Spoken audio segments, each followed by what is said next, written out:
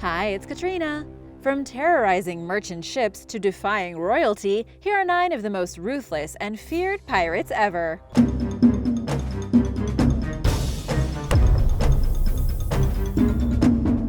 Number 9. Ned Lowe. Born into poverty in London in 1690, Edward, or Ned Lowe, got his start as a career criminal at a young age as a thief.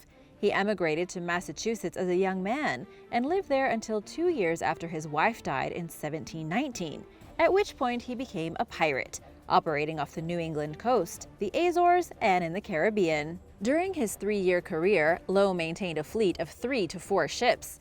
In that short time, he captured and burned at least 100 vessels with the help of his crew, while gaining notoriety as one of the most vicious pirates who ever lived. Described by Sir Arthur Conan Doyle as savage and desperate, and a man of amazing and grotesque brutality, Lowe had a penchant for torturing his victims before murdering them.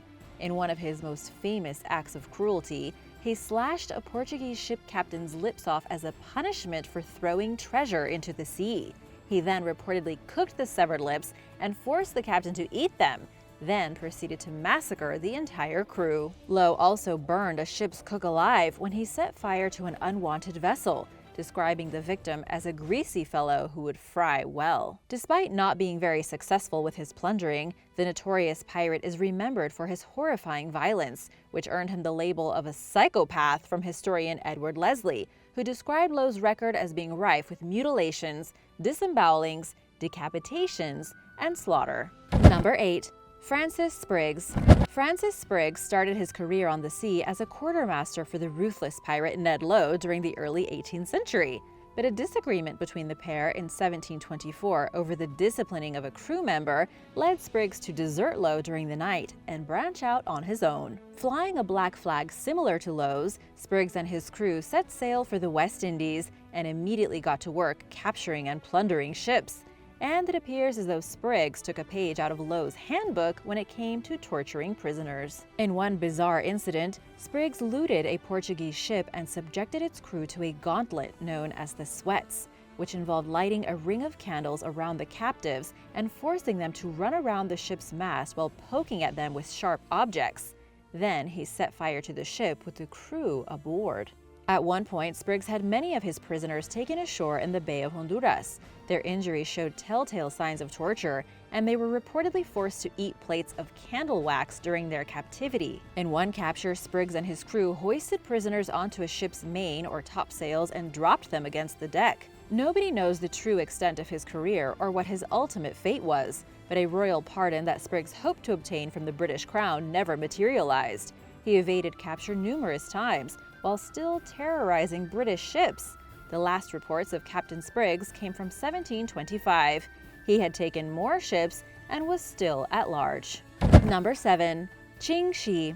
In 1801, after working as a prostitute at a floating brothel in the Chinese city of Canton during the Qing dynasty, a woman named Cheng Yi Sao, also known as Ching Shi, married a fearsome pirate leader named Cheng I, who operated in the South China Sea. As the unofficial commander of the Red Flag Fleet, or the Guangdong Pirate Confederation, Cheng I united many rival pirate organizations during his lifetime. According to legend, he saw something in Ching Shi that made her a good potential bride: her business and money skills. And as it turns out, he was right. Rumor has it that as a condition of the marriage, Ching Shi demanded equal control over her husband's pirate ship fleet. After Cheng I died in 1807, Ching Shi fully assumed his duties, and the organization's activity increased substantially under her leadership. At the height of her power, she controlled some 1,800 ships and as many as 80,000 pirates. She basically terrorized her way into having a successful and wealthy life. Ching Shi implemented a strict set of rules for her lawless subordinates. Anyone who disregarded a superior's orders or gave orders when he was not in a position to do so was reportedly decapitated on the spot. Her policies also called for pirates who raped female captives to be executed. Lovers who were not married were also put to death. Pirates who took captives as their wives were required to be faithful to them. Basically, any shenanigans would be punished by death. The pirates respected and obeyed her authority. The order and structure that Ching Shi brought to her fleet made it very successful, going undefeated against Qing dynasty officials, the Portuguese Navy, and the East India Company. She retired in 1810 after receiving an offer of amnesty from the Chinese government. They would rather do that than have to deal with her. Ching Shi went on to live a long life and died in 1844 at age 69. Nobody knows how she spent her decades of retirement. Number 6. Monbarrs the Exterminator. Daniel Monbarrs, better known as Monbarrs the Exterminator, was a late 17th and early 18th century French buccaneer who went down in history as one of the most violent enemies of the Spanish Empire. It may be surprising to learn that Monbarrs was born into a wealthy family and had a privileged upbringing, but his education, which included learning about the atrocities committed by the conquistadors in the New World, bred a deep hatred for the Spanish. While serving in the French Navy alongside his uncle, Monbarrs experienced warfare against the Spanish firsthand. During that time, his uncle was killed, furthering the young man's hatred for the adversary. Monbarrs traveled to the pirate haven of Tortuga shortly thereafter and became a buccaneer. He quickly established a fearsome and merciless reputation, with one historical account stating that Monbarrs led the way to the decks of the enemy where he carried injury and death. Even when the enemy was beaten to submission, his only pleasure seemed to be to contemplate not the treasures of the vessel, but the number of dead and dying Spaniards. During his ruthless campaign of terror, Monbarrs attacked and raided Spanish settlements in Mexico, Cuba, Puerto Rico, Honduras, and in the Antilles, with his particularly harsh brand of cruelty earning him the nickname Monbarrs the Exterminator. He tortured his victims in unimaginably gruesome ways, including by cutting open a prisoner's abdomen, nailing one end of their large intestine to a post, and forcing them to dance to their death while beating them with a burning log. Monbarrs may have been lost at sea in 1707, but the circumstances of his death are unknown, and it's rumored that his treasure remains buried somewhere on the Caribbean island of St. Bartholomew. Number 5. Black Bart. Born in 1682, Welsh pirate Bartholomew Roberts entered a seafaring life as early as age 13, working as a first mate on a Barbados sloop and then on a slave ship called the Princess. In 1719, the vessel was captured by pirates, who forced the Princess crew to join them. Roberts soon found an ally in his captor, pirate captain and fellow Welshman Howell Davis, who noticed Roberts' exceptional navigating abilities and also took advantage of his ability to converse in Welsh among an English-speaking crew. Roberts was reportedly hesitant to enter the pirate life, but the benefits of the lifestyle and the opportunity to escape hard work for little pay apparently won him over. When the Portuguese captured and killed Davis on the island of Príncipe, the crew elected Roberts as their new captain. His first order of business was to avenge Davis's death. The crew sailed back to Príncipe, where they slaughtered much of the male population and stole anything of value. Through this act of revenge, Roberts earned the crew's undying loyalty. He used his influence to establish a new pirate code of ethics, dictating how crew members should behave on a ship.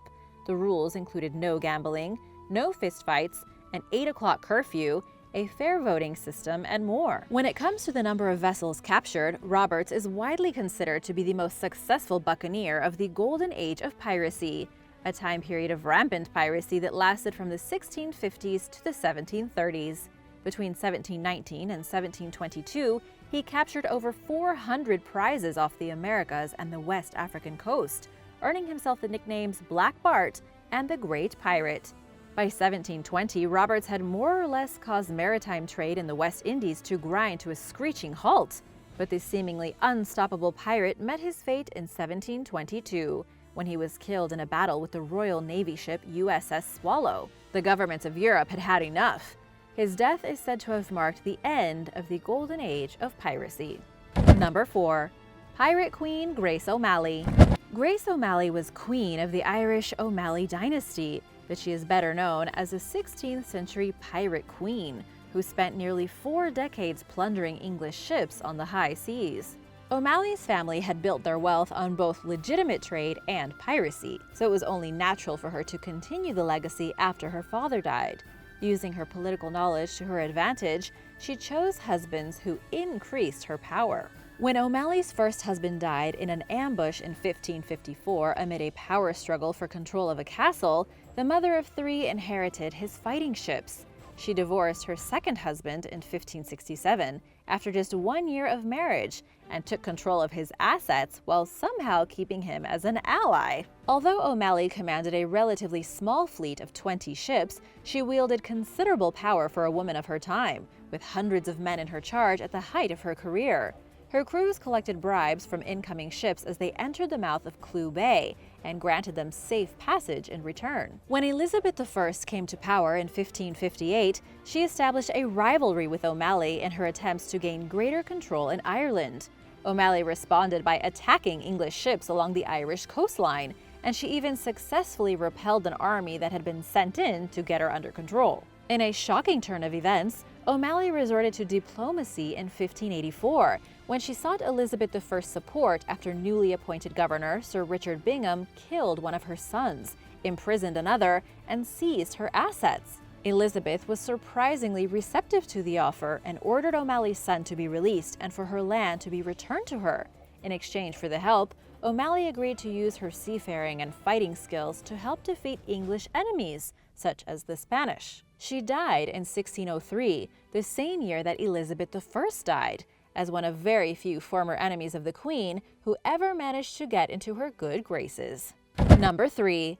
Francois Lolone. Jean-David Now, who would later become known as Francois Lolone, arrived in the Caribbean as an indentured servant in the 1650s. He completed his servitude by 1660 and went to present-day Haiti, where he became a buccaneer.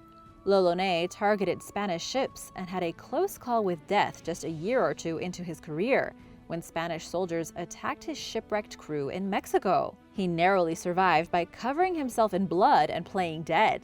Shortly thereafter, Lolone and his crew headed to Tortuga, where they held an entire town hostage. While awaiting ransom, he beheaded nearly the entire crew of a Spanish ship that had been dispatched from Cuba to kill him. The ruthless captain deliberately spared one man's life and sent him back to Cuba to send the Spanish a message. Lolone gained notoriety for his brutal torture methods, which included slicing victims' flesh off, burning them alive, tying ropes around prisoners' heads until their eyes popped out, and even eating one captive's heart. He and his crew more or less decimated Maracaibo despite being vastly outnumbered, killing some 500 soldiers in the process. While there, they held the town of San Antonio de Gibraltar for ransom and continued their ransacking even after receiving the payment. With as many as 700 pirates in his command, Lolone then traveled to Central America, where they were ambushed by Spanish soldiers while en route to San Pedro. The pirates emerged victorious, despite once again being outnumbered, and a terrified survivor provided them with directions to their destination. Their ship ran aground off Nicaragua, and when Lolone and his crew went inland to find food, they began attacking Native American tribes. They were finally captured and executed by the indigenous Kuna tribe, bringing the merciless pirates' violent career to an abrupt end. Number 2. Anne Bonny. In the Western Hemisphere, pirate folklore claimed that having a woman on board a ship brought bad luck. Irish-born Anne Bonny and her partner Mary Read disproved this superstition during their 18th century campaign of piracy in the Caribbean. Little is known about Bonny's life before she turned to plundering. After marrying and moving to the Bahamas in 1715, she began mingling with pirates at bars. It was there that Bonny met a pirate named Calico Jack Rackham and became his lover. Her husband turned down Rackham's offer to pay him to divorce his wife, and the adulterous pair fled Nassau together. Bonny became Rackham's partner in crime and convincingly disguised herself as a man, with only their crew aware that she was, in fact, a woman. During that time, she gave birth to her lover's child, successfully divorced her husband, and married Rackham, all while participating in the dangerous pirate lifestyle alongside an all-male crew. The couple headquartered themselves in Jamaica and spent years commanding a crew in partnership with another female pirate named Mary Read, who also disguised herself as a man. The trio was captured in October 1720 under the governor of Jamaica's orders. Too drunk to fight, the crew surrendered with little resistance. All three were slated for execution, but Bonny and Read narrowly escaped the death sentence, at least temporarily, when they found out that they were pregnant and were granted a stay until the baby was born.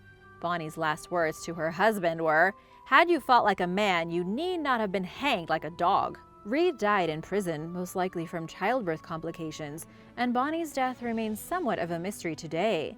There is a record of an Anne Bonny being buried in the town where she was tried in 1733, and it's believed that she was not executed, but perhaps spent the remainder of her life in prison. Number 1. Blackbeard.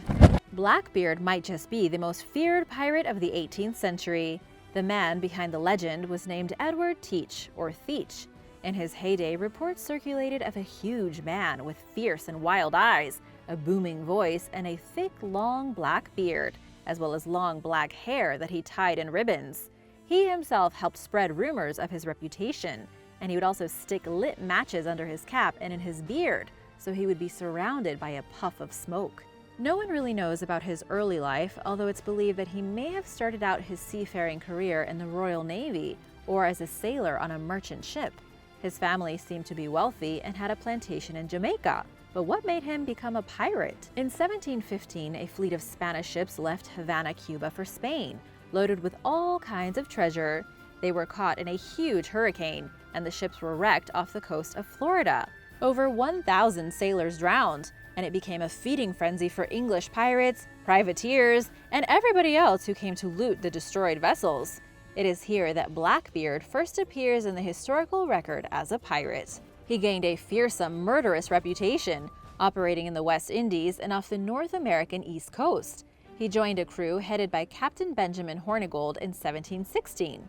Working together until Hornigold retired the following year, the pair committed numerous acts of piracy and expanded their fleet. One of Blackbeard's most famous acts came in 1717, when he captured a French slave ship called La Concorde. He dropped off the ship's crew and human cargo in St. Vincent and the Grenadines and repurposed the ship for his own use, equipping it with 40 guns and renaming it Queen Anne's Revenge. Perhaps he was upset about the end of the House of Stuart that put George I on the throne, since Queen Anne was the last Stuart monarch. In any case, Blackbeard's career only lasted for 2 years, but it was a good 2 years of plundering, striking terror into the hearts of men. He became renowned within that short period for his ruthlessness and his success at robbing many ships. There were rumors that he disemboweled his victims on the regular, feeding their intestines to sharks, cutting their fingers off, slicing off a prisoner's ear and forcing him to eat it, and violently turning on his crew without notice. His little pirate armada even blockaded the city of Charleston for a week. He met his gruesome end at the hands of British Naval Lieutenant Robert Maynard, who was sent by Virginia Governor Alexander Spotswood to track him down. In the end, he was defeated in a bloody battle on Ocracoke Island. It was said he was shot 5 times and struck by a sword 20 times before dying. Thanks for watching! Which pirate was your favorite? Let me know in the comments below, and let me know if you'd like to learn about more pirates, because we could definitely do a part 2. Be sure to subscribe if you haven't already, and I'll see you next time. Bye!